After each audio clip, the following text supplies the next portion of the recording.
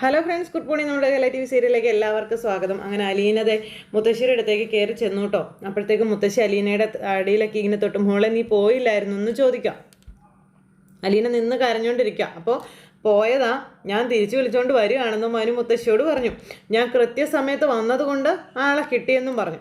അപ്പോഴും അലീന നിന്നിങ്ങനെ സങ്കടപ്പെട്ട് കരഞ്ഞുകൊണ്ട് നിൽക്കുക കേട്ടോ. എടാ വൈജമോള് എതിരൊന്നും പറഞ്ഞില്ലേടാ എന്ന് ചോദിച്ചു. എനിക്കൊന്നും മനസ്സിലാകുന്നില്ലല്ലോ എന്നൊക്കെ പറയുമ്പോൾ നമ്മുടെ മനു മുത്തശ്ശിയുടെ അരികിലേക്ക് അങ്ങ് ഇരുന്നിട്ട്, മുത്തശ്ശി ഞാൻ ഹരിയെ വിളിച്ചുകൊണ്ടാണ് വന്നത്, അവൻ കാണിച്ച വൃത്തികേടെല്ലാം അവൻ തുറന്നു പറഞ്ഞു എന്ന് മനു ഇങ്ങനെ മുത്തശ്ശിയോട് പറയുന്നു. ഇത് കേട്ടപ്പോൾ മുത്തശ്ശി അലീനയുടെ നേരെ ഒരു നോട്ടം. ഇന്നവൻ സിനിമയും കഴിഞ്ഞ് വന്നപ്പോഴേ ഞാൻ പോലീസ് മുറിയിൽ ഒരു ചോദ്യം ചെയ്യൽ നടത്തിയായിരുന്നു എന്ന് പറഞ്ഞു. 2 പൊട്ടീരും കൊടുത്തു. അപ്പോൾ കള്ളത്തരം മുഴുവനുമേ വെളിച്ചത്ത് വന്നെന്നും പറഞ്ഞു. അപ്പോഴത്തേക്കും മുത്തശ്ശി ഇങ്ങനെ സന്തോഷത്തോടെ ഇങ്ങനെ അലീനയെ നോക്കുവാണ്. ഭയങ്കര സന്തോഷമായി മുത്തശ്ശിക്ക്. അല്ല വൈജയ്ക്ക് മനസ്സിലായോടാ മോനെ എന്ന് ചോദിക്കുമ്പോൾ, മനസ്സിലാകാതിരിക്കാൻ എന്താ, തീരെ പൊട്ടിയൊന്നും അല്ലല്ലോ ആൻറ്റി, മനസ്സിലാവേണ്ടതൊക്കെ മനസ്സിലായിട്ടുണ്ടെന്ന് മനു നേരം പറയുക കേട്ടോ. ഷോ ഇവളെന്തോരം വിഷമിച്ചു ആ കൊള്ള ചെറുക്കം കാരണമെന്നൊക്കെ പറഞ്ഞ് അവൻ്റെ കയ്യിലിരിപ്പോൾ ചീത്തയാ കേട്ടോ മനു, നീ അത് സൂക്ഷിക്കണമെന്ന് പറയുമ്പോൾ, ദേ ഇവളും ഒട്ടും മോശമല്ല എന്ന് നമ്മുടെ മനു പറയുക കേട്ടോ. അന്നേരത്തേക്ക് നിൽക്കുന്നു. എടുക്കാത്തൊരു വലിയൊരു കുറ്റം ഏറ്റെടുത്ത് സ്വയം അങ്ങ് പെട്ടേക്കുന്നു. അഹങ്കാരത്തിൻ്റെ കൂടുതലല്ലേ അത്, അങ്ങനെയല്ലേ എന്നെ പറയേണ്ടതെന്ന് ചോദിക്കുമ്പോൾ നമ്മുടെ അലീന ഒരൊറ്റ കരച്ചിൽ. എല്ലാവരും കൂടി എന്നെ കള്ളിയാക്കിയിട്ടാണെന്ന് അലീന പറഞ്ഞു. ഉടനെ കള്ളിയുടെ യൂണിഫോം അങ്ങ് എടുത്തിട്ടു. ഞാൻ കള്ളി തന്നെ, ദാ പിടിച്ചോ കട്ടെന്ന് പറഞ്ഞ പൈസ, എന്തൊരു അഹങ്കാരം ഇത് എന്നൊക്കെ പറഞ്ഞു മനു അലീനയോട് പറയുമ്പോൾ അലീന ഭയങ്കര കരച്ചിൽ. അപ്പോൾ മുത്തശ്ശിക്ക് ഭയങ്കര സങ്കടമായി അലീന കരയുന്നത് കണ്ടപ്പോൾ.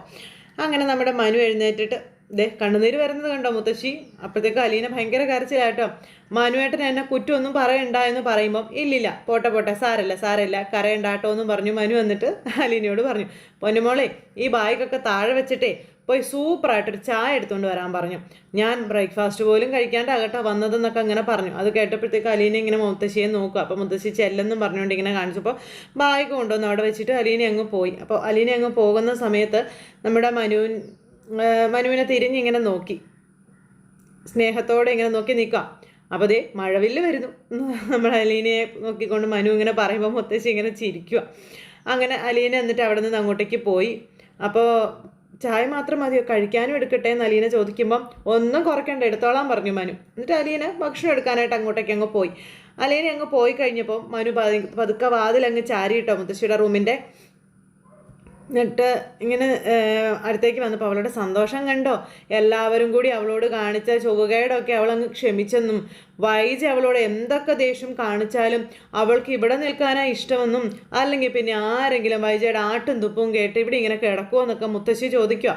അപ്പോൾ കുറച്ച് സ്നേഹം കിട്ടിയാൽ മതി, എല്ലാം സഹിച്ചോളൂ അവളെന്നും പറഞ്ഞ് മനു ഇങ്ങനെ മുത്തശ്ശിയോട് പറയുക. അന്നേരം മുത്തശ്ശി അത് പിന്നെ അവളൊരു ദിവസം എന്നോട് പറയുക, ഇവിടെ ഇരുന്ന് ഞാൻ നിന്നോട് പറയാമെന്നും പറഞ്ഞ് മുത്തശ്ശി ഇങ്ങനെ അവിടെ വിളിച്ചിരുത്തിയിട്ട്, സ്വന്തം വീട്ടിൽ നിൽക്കുന്നത് പോലെ ഒരു സന്തോഷമാണ് അവൾക്ക് ഇവിടെ നിൽക്കുന്നതെന്ന്.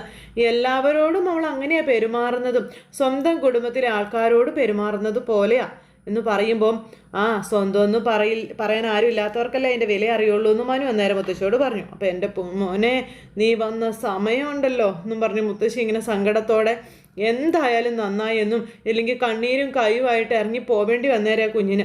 ഇപ്പോഴും എല്ലാം ഉറപ്പിച്ചെന്ന് പറയാറായിട്ടില്ല, ഇതിൻ്റെ ആഫ്റ്റർ എഫക്റ്റ് എന്താണെന്ന് അറിയില്ല എന്ന് മനു അന്നേരം പറഞ്ഞു. ആൻറ്റി ഇതൊരു പ്രസ്റ്റീജ് ഇഷ്യൂ ആയിട്ട് എടുത്തു കഴിഞ്ഞാൽ അലീനയ്ക്ക് പിന്നെ രക്ഷയില്ല എന്ന് മനു പറയുവാണ്.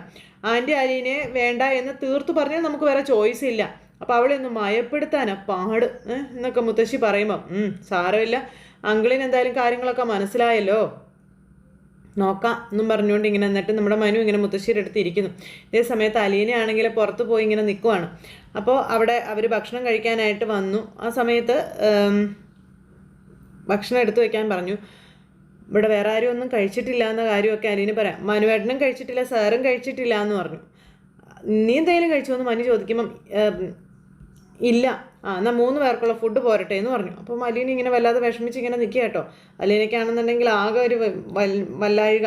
എല്ലാം ഉണ്ടാക്കി വെച്ചിട്ടും കഴിക്കാതെയാണ് സ്ഥലം വിടാൻ നോക്കിയതല്ലേ എന്ന് ചോദിച്ചു. അപ്പം ഞാൻ എടുത്തുകൊണ്ട് വരാമെന്ന് അത് പറഞ്ഞ ബാലചന്ദ്രനോട് അലീന പറയാം. പെട്ടെന്ന് അയ്യോ ഞാൻ കൈ കഴുകിയില്ലെന്നും പറഞ്ഞു ബാലചന്ദ്രൻ കൈ കഴുകാനായിട്ട് പോയി. മനുവും കൈ കഴുകാനായിട്ട് അങ്ങോട്ടേക്ക് പോയി. അപ്പോൾ വൈജയുടെ ബാങ്കിലെ ജോലിയുടെ കാര്യങ്ങൾ ഇങ്ങനെ ചോദിക്കാം. അങ്ങനെ ആ ഒരു ജോലിയുടെ കാര്യങ്ങളൊക്കെ പറഞ്ഞ് ഇങ്ങനെ വന്നൊക്കെ ഇങ്ങനെ ഇരിക്കുന്നു. അത് കഴിഞ്ഞപ്പോൾ വൈജയന്തി പോയി പഠിച്ചതിനെ പറ്റിയൊക്കെയുള്ള കാര്യങ്ങൾ പറയാം. പിന്നെ അവിടുത്തെ സ്കൂളിലെ ടീച്ചറായിരുന്നു എന്നൊക്കെ പറഞ്ഞപ്പോൾ അതൊന്നും പറഞ്ഞിട്ട് കാര്യമില്ലെന്നേ. ചില സ്ത്രീകളൊക്കെ എത്ര പഠിച്ചാലും എത്ര വലിയ ഉദ്യോഗം പഠിച്ചാലും മനസ്സിടുങ്ങിയത് തന്നെ ആയിരിക്കും എന്ന് ബാലചന്ദ്രനോട് പറയാം. അത് അവരുടെ ആരുടെയും കുറ്റമല്ല എന്നൊക്കെ മനു അങ്ങനെ വൈജയെ പറ്റി പറയുമ്പോൾ വൈജ ചില നേരത്തെ ശരിക്കും ഒരു സൈക്കോ തന്നെയാണെന്ന് ബാലചന്ദ്രൻ അന്നേരം പറയും കേട്ടോ. അവരുടെ മൂഡ് ശരിയല്ലെങ്കിൽ ഈ കുടുംബത്തിൻ്റെ മൊത്തം മൂഡും പോയത് തന്നെയാണെന്നും ബാലചന്ദ്രൻ പറയുവാണ്. എനിക്കൊക്കെ ഒരു ഡിപ്രഷൻ വന്നാൽ ഇവിടെ ആരും അറിയത്ത് പോലും ഇല്ല എന്നും. അലീനയുടെ പേരിൽ ദുഷിച്ച ആരോപണങ്ങൾ വരുമ്പോഴേ നിങ്ങളൊന്ന് ശ്രദ്ധിച്ചേക്കണേ. അവളെ മനസ്സിലാക്കുന്ന ഒരാളെങ്കിലും ഉണ്ടെങ്കിലേ നമുക്കൊരു പിടിച്ചുനിൽപ്പുണ്ടാകുമെന്ന് പറഞ്ഞു. അപ്പോൾ എനിക്കൊരു പരിധി കഴിഞ്ഞ് സപ്പോർട്ട് ചെയ്യാൻ പറ്റത്തില്ല മനു, അത് പിന്നെ വേറെ സംശയത്തിനിടയാക്കുമെന്നൊക്കെയുള്ള കാര്യങ്ങൾ ബാലചന്ദ്രൻ അന്നേരം മനുവിനോട് പറഞ്ഞു. അങ്കിള് ബിജിറ്റ മമ്മിയെ കണ്ടിട്ടില്ലല്ലോ. അപ്പോൾ സേവനം ജീവിതവ്രതമാക്കിയ ഒരു സ്ത്രീയാണ്, അവർ വളർത്തിയ കുട്ടിയാണ് അലീന. അങ്ങനെ എല്ലാ കാര്യങ്ങളും നമ്മുടെ മനു ബാലചന്ദ്രനോട് പറഞ്ഞു കൊടുക്കും, അലീനയെ പറ്റിയുള്ള കാര്യങ്ങളൊക്കെ. അതുപോലെ തന്നെ വൈജയന്തിയെ പറ്റിയുള്ള ഓരോ രഹസ്യങ്ങൾ നമ്മുടെ ബാലചന്ദ്രൻ മനുവിനും പറഞ്ഞു കൊടുക്കുന്നു. അങ്കിളിനറിയാവോ, ശമ്പളം നോക്കിയിട്ടൊന്നും അല്ല അവളിവിടെ ജോലിക്ക് നിൽക്കുന്നത്. ഇതിനേക്കാളും ശമ്പളം കിട്ടുന്ന ജോലിയൊക്കെ വേറെ എവിടെയൊക്കെ കിട്ടുമെന്നൊക്കെ ചോദിച്ചു.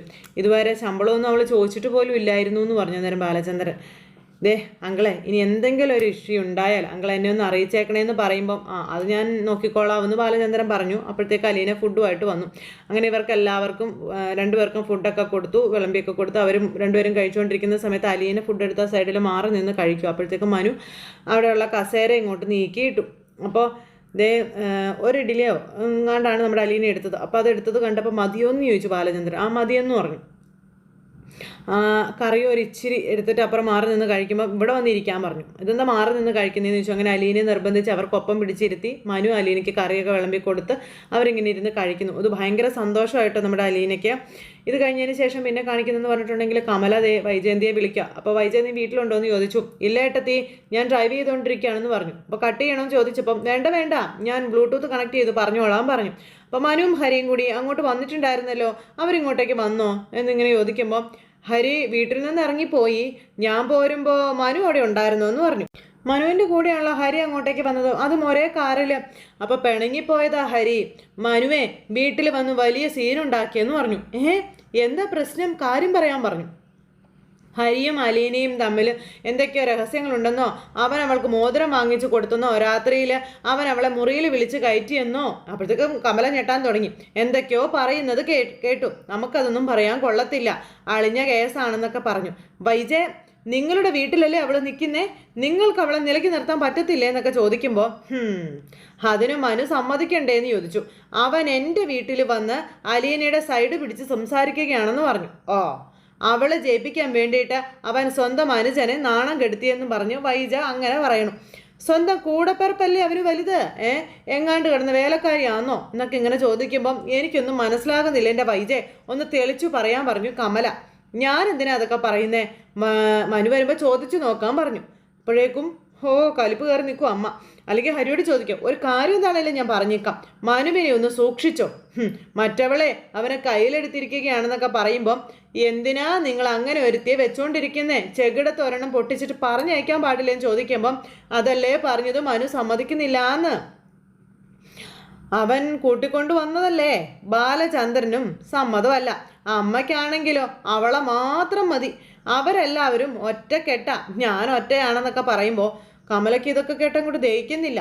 ഇങ്ങനെ പോയാലേ മനുവിനെ അവൾ വളച്ചെടുക്കുമെന്ന് ഉറപ്പാണെന്ന് പറയുമ്പം അതിനിത്തിരി പുളിക്കുമെന്ന് കമല. അവന് കല്യാണം കഴിക്കാനുള്ള പെണ്ണിനെ വരെ ഞങ്ങൾ പറഞ്ഞു വെച്ചേക്കുകയാണെന്ന് പറയുമ്പോൾ എനിക്കറിയാം രാമപുരത്തെ സുധീഷങ്ങളുടെ ഭാര്യയുടെ അത് തന്നെ ഭാര്യയുടെ ആങ്ങളയുടെ മോള്, അവളും മനുവും ഒന്നിച്ചു പഠിച്ചതാണെന്നും പിന്നെ വലിയ കൂട്ടായിരുന്നു രണ്ടുപേരും തമ്മിലെന്നൊക്കെ പറഞ്ഞ് കമല പറയുമ്പോൾ അവളിപ്പോൾ എവിടെയാണെന്ന് ചോദിച്ചു. അവൾ എറണാകുളത്തുണ്ട്, കമ്പ്യൂട്ടർ എഞ്ചിനീയർ അല്ലേ, ഇൻഫോ പാർക്കിൽ. ശിവേട്ടനും സുധീഷങ്ങളുമായിട്ടുള്ള ബന്ധമൊക്കെ അറിയാമല്ലോ എന്ന് പറയുമ്പോൾ അതൊക്കെ എനിക്കറിയാം, എന്നാലുമേ ഒന്ന് സൂക്ഷിച്ചോ കേട്ടോ എന്ന് പറഞ്ഞു ഈ നമ്മുടെ വൈജ. ഞാൻ ഹരി ഒന്ന് വിളിച്ച് നോക്കട്ടെ, നീ വെച്ചോളാൻ പറഞ്ഞു. ഫോൺ അങ്ങ് കട്ട് ചെയ്തു. എന്തായാലും ഇച്ചിരി പൊടുപ്പും നൊങ്ങളൊക്കെ വെച്ച് പറഞ്ഞു കൊടുത്തപ്പോൾ കുറച്ച് തൃപ്തിയായി വൈജയ്ക്ക്. ഇതൊക്കെ കഴിഞ്ഞപ്പോൾ മനു വീട്ടിലേക്ക് വരിക. മനു വീട്ടിലേക്ക് വന്നപ്പോൾ ഹരി എന്തേടാന്ന് ചോദിച്ചു. അപ്പോൾ അവനിങ്ങോട്ട് വന്നില്ലേ എന്ന് ചോദിച്ചു ഹരിയെ പറ്റി. അല്ല, നീയല്ലേ അവൻ ഇവിടുന്ന് കാറ് കയറ്റിക്കൊണ്ട് പോയത്, അവൻ നിൻ്റെ കൂടെ ഇല്ലായിരുന്നു എന്ന് ചോദിക്കുമ്പം അവൻ കടപ്പാട്ടോ വീട്ടിൽ നിന്ന് ഇറങ്ങിയ ഒരു ഒറ്റപ്പോക്ക്. അപ്പോൾ ഞാൻ കരുതി ഇങ്ങോട്ടാ വന്നതെന്ന്. അങ്ങനെ മനു വന്നിട്ട് ഇവിടെയൊക്കെ നോക്കി. സത്യം പറ അമ്മേ, ഇവിടെ വന്നില്ലേ എന്ന് ചോദിക്കുമ്പം ഇല്ലെന്ന് നിന്നോട് മലയാളത്തിലല്ലേ പറഞ്ഞതെന്ന് ചോദിച്ചു കമല. അപ്പോഴേക്കും നമ്മുടെ മനു ഫോൺ എടുത്ത് ഹരിയെ വിളിക്കാൻ നോക്കുക. അപ്പോൾ ഫോൺ വിളിച്ചിട്ട് കിട്ടുന്നില്ല. അമ്മ അവൻ ഫോൺ സ്വിച്ച് ഓഫ് ചെയ്ത് വെച്ചിരിക്കുകയാണല്ലോ എന്ന് മനു പറയുമ്പോൾ അവൻ സ്വിച്ച് ഓഫ് ചെയ്തില്ലെങ്കിലല്ലേ അത്ഭുതമുള്ളൂ. അപ്പോൾ അതെന്താ അമ്മ അങ്ങനെ പറഞ്ഞതെന്ന് മനു ചോദിച്ചു. നീ അവനെ കടപ്പാട്ടൂരേക്ക് വിളിച്ചുകൊണ്ട് പോയി അവിടെയുള്ളവരുടെ മുന്നിൽ വെച്ച് നാണം കെടുത്തിയില്ലേടാന്ന് ചോദിച്ചപ്പോൾ അതാണ് അമ്മയ്ക്ക് ഒരു ഫീലായി പോയെന്ന് ചോദിച്ചു മോൻ. എനിക്ക് ഫീല് ചെയ്യുവേടാ, എൻ്റെ മോനെ വല്ലവളുമാരുടെ മുന്നിൽ വെച്ച് തൊലി ഉരിച്ച് കാണിച്ചാ എനിക്ക് കുറച്ച് മനപ്രയാസമൊക്കെ ഉണ്ടാകുവിടാന്ന് പറഞ്ഞ് കമല തുള്ളുമ്പം അമ്മയുടെ ഇളയ മോൻ എന്താ ചെയ്തതെന്ന് അറിയണ്ടേ? അപ്പം എനിക്കത് അറിയണ്ട, ഇത് കോടതിയൊന്നും അല്ലല്ലോ കേസ് വിചാരണ നടത്താനെന്ന് ചോദിക്കുമ്പോൾ അമ്മേ അവൻ ആ വീട്ടിൽ ചെന്ന് വലിയ ചെറ്റത്തരമാണ് കാണിച്ചതെന്ന് പറയുമ്പം അവൻ എന്തൊക്കെ കാണിച്ചാലും ശരി നിന്റെ അനിയനല്ലേടാ മനു എന്ന് കമല മനുവിനോട് ചോദിക്കുമ്പോൾ ഫസ്റ്റ് എന്നും പറഞ്ഞ് നിൽക്കുക. മനുവേ നീ അവൻ്റെ കൂടെയല്ലടാ നിൽക്കേണ്ടതെന്നൊക്കെ ചോദിക്കുമ്പം പിന്നെയെന്നും പറഞ്ഞ് നിൽക്കുന്ന മനു. അവന് നീ അല്ലാണ്ട് വേറെ ആരാ ഉള്ളതെന്നൊക്കെ ചോദിക്കുമ്പം കൊള്ളാം അമ്മേ കൊള്ളാം, അമ്മയുടെ ലോജിക്ക് എന്തായാലും മാസലായിട്ടുണ്ട്. അപ്പോൾ ഹരി എന്ത് തെമ്മാടിത്തരം കാണിച്ചാലും ഞാൻ അവനെ സപ്പോർട്ട് ചെയ്യണം എന്നാണോ അമ്മ പറയുന്നത്? അവൻ തെമ്മാടിത്തരം കാണിച്ചെന്ന് അവിടെ ആർക്കെങ്കിലും അറിയാമായിരുന്നോ? ആർക്കും അവനെ സംശയം ഉണ്ടായിരുന്നില്ലല്ലോ. നീയല്ലേ ഇവിടെ വെച്ച് അവനെ ഭീഷണിപ്പെടുത്തി അവനെ കൊണ്ട് സത്യം പറയിപ്പിച്ചതെന്ന് കമല ചോദിക്കുമ്പം അപ്പം അവനെ കൊണ്ട് സത്യം പറയിപ്പിച്ചതാണോ തെറ്റായി പോയത്? നിനക്ക് അതിൻ്റെ ആവശ്യം എന്നതാണെന്നാണ് ഞാൻ ചോദിക്കുന്നത്. നീ ആർക്ക് വേണ്ടിയാണ് നിന്റെ കൂടെ പിറപ്പിനെ താറടിച്ച് കാണിച്ച് നാണം കെടുത്തിയതെന്നൊക്കെ കമല ചോദിച്ചു. അത് നശിച്ച് വേലക്കാരി പെണ്ണിന് വേണ്ടി അല്ലേന്ന് ചോദിക്കുമ്പം അപ്പം അവിടെ നടന്ന അംഗമൊക്കെ ഇവിടെ ലൈവായിട്ട് കിട്ടിയല്ലേ എന്ന് മനു അന്നേരം ചോദിച്ചു കമലയോട്. കമല അന്നേരം ഇങ്ങനെ ഒന്നും മിണ്ടാത്ത തലയും കുനിച്ച് ഇങ്ങനെ നിൽക്കുക കേട്ടോ. ഏതായാലും കൊള്ളാം എന്നും പറഞ്ഞുകൊണ്ട് നമ്മുടെ മനു ഞാൻ ഇന്നത്തെ ദിവസം അത് ചെയ്തില്ലായിരുന്നെങ്കിൽ സത്യസന്ധമായിട്ട് ജോലി ചെയ്യുന്ന ഒരു അനാഥ പെൺകുട്ടിയെ എല്ലാവരും കൂടെ കള്ളിയാക്കി വ്യഭിചാരിണിയാക്കി തേജോവധം ചെയ്ത് അവളുടെ കയ്യിലിരിക്കുന്ന പൈസയും വരെ പിടിച്ചു പറിച്ചെടുത്ത് അവളെ ആട്ടി ഇറക്കി വിട്ടേനെ എന്ന് മനു പറയുമ്പം അവളൊക്കെ പോണ വഴിക്ക് പോട്ടേടാ നമുക്ക് എന്നാ ചെയ്തതെന്ന് ചോദിച്ചു. വീട്ടുവേലയ്ക്ക് നിൽക്കുന്നവൾ ഇനി അതിയേസുകാരിയാകാൻ പോവുകയാണോ? അവൾ ഇവിടെ അല്ലെങ്കിൽ എവിടെയെങ്കിലും പോയി അവസാനം പിഴച്ച് നശിച്ചു പോകത്തേ ഉള്ളൂ എന്നൊക്കെ പറഞ്ഞ് ഇങ്ങനെ പറയൂ കേട്ടോ ഈ കമല. അവളുടെയൊക്കെ തലയിലെ വരച്ചു വെച്ചിരിക്കുന്നത് അങ്ങനെയാണെന്ന് പറയുമ്പം ഈ ദൂഷിച്ച മനസ്സും വെച്ച് പുറമെ ഇളിച്ച് കാണിച്ച് അണിഞ്ഞൊരുങ്ങി പൊങ്ങച്ചം കാണിച്ച് അഹങ്കരിച്ച് നടക്കുന്ന നിങ്ങളെക്കാളും 100 ഇരട്ടി അന്തസ്സുള്ളവൾ ആ പെണ്ണെന്ന് മനു പറഞ്ഞു. എന്നാൽ നീ പോയി അവളെ അങ്ങ് കെട്ടിക്കോളാൻ പറഞ്ഞു കമല അന്നേരം. അത് ഞാൻ വേണ്ടുന്നതുപോലെ ആലോചിച്ച് തീരുമാനിച്ചോളാം, അത് സമയമാവട്ടെ എന്നും മനു അങ്ങ് പറഞ്ഞു കേട്ടോ. കമല ഞെട്ടി. കമലയ്ക്ക് ഒട്ടും പ്രതീക്ഷിക്കാൻ പറ്റില്ല അങ്ങനെ ഒരു മറുപടി കൊടുക്കുമെന്ന്. പിഴച്ചു പോകുമെന്ന് പറഞ്ഞത് മനുവിന് ഒട്ടും ഇഷ്ടപ്പെട്ടില്ല, സഹിച്ചില്ല കേട്ടോ. ചെറുക്കനിത് എവിടെ പോയോ എന്തോ മനോവിഷമം കയറിയിട്ട് അവൻ വലുതും ചെയ്ത് കളയുമെന്ന് എൻ്റെ പേടിയെന്നൊക്കെ പറഞ്ഞ് കമല ഇങ്ങനെ വന്ന് കാണിക്കുമ്പോൾ ചെയ്യും മഹാറാണി ബാറിൽ പോയിട്ട് എന്നാലും ലാർജ് അടിക്കും അവനെന്ന് പറഞ്ഞു. അവൻ കള്ളു കുടിക്കുവോടാ എന്ന് അമ്മ മനുവിനോട് ചോദിക്കുക. ഇന്നേ വരെ അവൻ ആ സാധനം തൊട്ട് നാവിൽ വെച്ചിട്ടില്ല. വെറുതെ അനാവശ്യം പറഞ്ഞുണ്ടാക്കരുത് കേട്ടോ മനു എന്ന് പറയുമ്പം പച്ചവെള്ളം ചവച്ചരയ്ക്കുന്ന ഒരു പാവം അമ്മ അവന് പറയുന്നത് കേട്ടങ്ങ് വിശ്വസിച്ച് കയറി ഇരുന്നോളാൻ പറഞ്ഞു. മനു അകത്തേക്ക് കയറിപ്പോയി. കമലയാണെന്നുണ്ടെങ്കിൽ നിങ്ങൾ തിരിഞ്ഞു നോക്കിക്കൊണ്ട് ഇങ്ങനെ നിൽക്കുക. ആ സമയത്ത് ഇപ്പം തന്നെ വേണ്ടുന്നത് പറഞ്ഞു കൊടുത്തും ശാസിച്ചും നേർവഴിക്കും നടത്തിയാൽ അവന് മാത്രമല്ല ഇവിടെയുള്ള എല്ലാവർക്കും കൊള്ളാം. പറഞ്ഞത് മനസ്സിലായോ എന്ന് ചോദിച്ചു. ഇല്ലെങ്കിൽ മാനക്കേട് കൊണ്ട് വീട്ടിൽ നിന്ന് പുറത്തിറങ്ങാൻ പറ്റാത്ത ഗതികേട് വരും എല്ലാവർക്കും, മനസ്സിലാക്കിക്കോളാൻ പറഞ്ഞിട്ട് നമ്മുടെ മനു അകത്തേക്ക് അങ്ങ് കയറിപ്പോയി കഴിഞ്ഞപ്പം കമല ഇങ്ങനെ നിൽക്കുക കേട്ടോ. നീ എന്തൊക്കെയാണേ പറയുന്നതെന്ന് ചോദിക്കുമ്പം നീ അമ്മനെ ഒന്ന് പോയി അന്വേഷിക്കാൻ പറഞ്ഞു. പിന്നെ കള്ളും കുടിച്ച് നടക്കുന്ന ഓരോ തോന്നിവാസം കാണിക്കുന്നവനെ അന്വേഷിച്ചതിൽ അലഞ്ഞു തിരിഞ്ഞ് നടക്കാൻ എനിക്ക് വേറെ പണിയൊന്നുമില്ല, എനിക്ക് വേറെ ജോലിയോടെന്ന് പറഞ്ഞ് മനു അകത്തേക്ക് കയറിപ്പോയി. കമല നിന്ന് വിളിയോ കിട്ടുന്നില്ല. ഹരി അതിലെ പോയെന്ന് പോലും അറിയത്തില്ല. ഇതെല്ലാം കഴിഞ്ഞ് പിന്നെ ബബിത അവിടെ ഇരുന്ന് ഫോണിൽ എന്തൊക്കെയോ കുത്തിക്കൊണ്ടിരിക്കുന്ന സമയത്താണ് അങ്ങോട്ടേക്ക് നമ്മുടെ വൈജ ജോലിയും കഴിഞ്ഞ് വരുന്നത്. അവളെ പോയോന്ന് ചോദിച്ചു. ആര്? അലീന. ഇല്ല എന്ന് പറഞ്ഞു. ഇല്ലേ? രാവിലെ ശമ്പളവും തീർത്തു കൊടുത്ത് പോയിക്കോളാൻ പറഞ്ഞല്ലേ ഞാനെന്ന് ചോദിച്ചു കേട്ടോ അന്നേരം വൈജ. അപ്പം അത് തന്നെ ഞാനും ചോദിക്കുന്നേ. അവൾ പോകാൻ വേണ്ടി എല്ലാം പാക്ക് ചെയ്ത് എല്ലാവരോടും യാത്രയൊക്കെ പറഞ്ഞല്ലേ രാവിലെ എന്ന് ബബിത ചോദിക്കാം. ഞാൻ കോളേജ് വിട്ട് വന്നപ്പോൾ അവൾ അവിടെ അയൺ ചെയ്തുകൊണ്ട് നിൽക്കുക ഡ്രസ്സൊക്കെ. അപ്പോഴേക്കും വൈജ ഇങ്ങനെ നോക്കുക. ഞങ്ങൾ ക്ലാസ്സിൽ പോയതിന് ശേഷം ഇവിടെ സീൻ വല്ലതും ഉണ്ടായെന്ന് ചോദിച്ചു. അപ്പോൾ എനിക്കറിയത്തില്ല, നീ അച്ഛനോട് ചോദിച്ചില്ലേ? അച്ഛൻ കുറേ ബില്ലും കണക്കും നോക്കി ബിസി ആയിട്ട് അവിടെ ഇരിപ്പുണ്ടെന്ന് ബബിത അന്നേരം പറഞ്ഞു. എന്തോ തിരിമറി നടന്നിട്ടുണ്ടല്ലോ എന്ന് വൈജയന്തി അമ്മ ചെന്ന് ചോദിക്കാൻ പറഞ്ഞു.